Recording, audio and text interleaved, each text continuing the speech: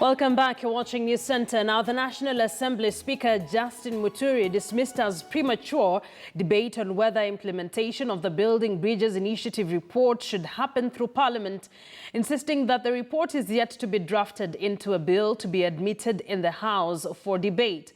But just what is the process of converting the BBI report into a bill, and what likely political games stand along the way? Our political affairs reporter Murimi Mwangi now joins us live as we unpack this issue. The BBI conversation has been rife since that report came out, Murimi. And of course, we've seen the political class now haggle over, should we take this the Parliament way, or should we take this back to the people? But then what would be the process of, one, converting it into a bill, and of course taking it to Parliament? Murimi. Good morning, Akisa. It is a discussion that has been ongoing for a while now, and the statement from National Assembly Speaker Justin Muturi could in a way jerk awake those that have been key proponents of the need and the urgency for Parliament to take over implementation of this document, because you remember his sentiments were that the report as currently is cannot be admitted into the House because it's yet to be distilled into a bill that can show what is to be legislated upon, because that is the business of Parliament. The discussion on what should be the route of taking this document to the House has not been limited, so to speak, perhaps even from the story we ran last night, because there are those that argue that going back to history, as happened in the run-up to enactment of the 2010 Constitution, that the key political proponents of this document and others that converged at Bomas can spearhead the constitution of a parliamentary select committee that would then be tasked to relook at this document and possibly even redraft it into a bill, and then spearhead the next phase of public participation, because remember, there has been the nagging issue of the need for the public to continue sharing their views on the document that has been released before its enactment and implementation. There's also the discussion about if the other procedures that are provided for in parliamentary procedure can be utilized for the purpose of implementation of this document.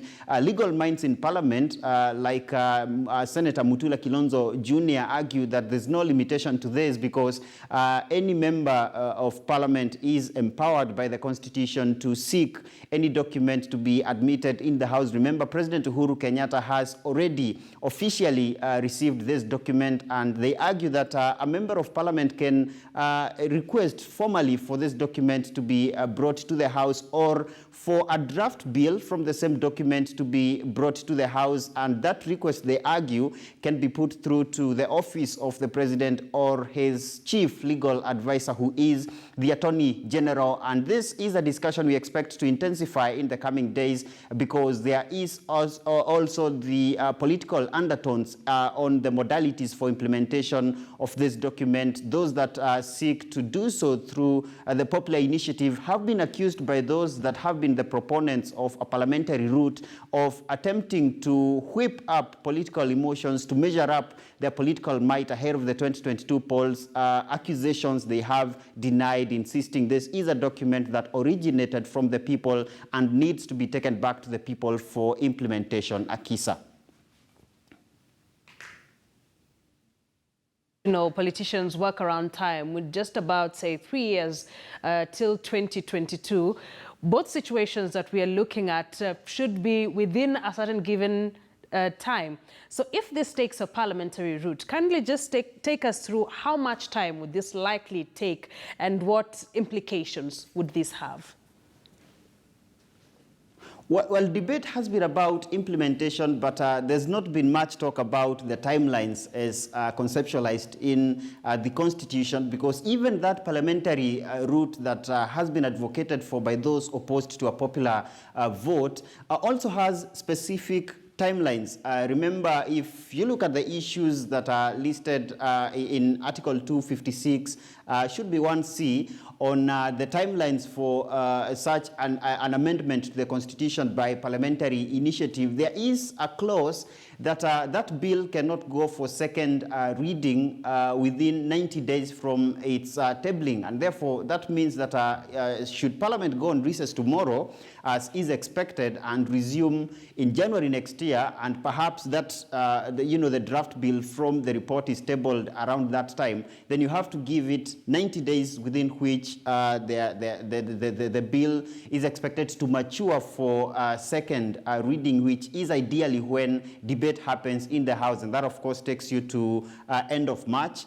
Then again, that clause also says that the debate and that particular window of 90 days applies to both houses. So that means should that bill see the light of day, say in the National Assembly, with a vote of 233 of the 349 members of the National Assembly, and is passed on to the Senate, then it has to wait for another 90 days to mature for the second reading, which is when senators can again begin to debate the same. So calculating, we are working with a workable month of January as when potentially a draft bill could be tabled in Parliament. So going back to the timelines of the National Assembly as of March, when we would ideally expect a debate and potentially a vote to take place, if you calculate another 90 days for the Senate, that of course takes you to the end of June, when senators can again debate. But for that bill again to pass in the Senate, you need 24 of the 47 county delegations, which is the routine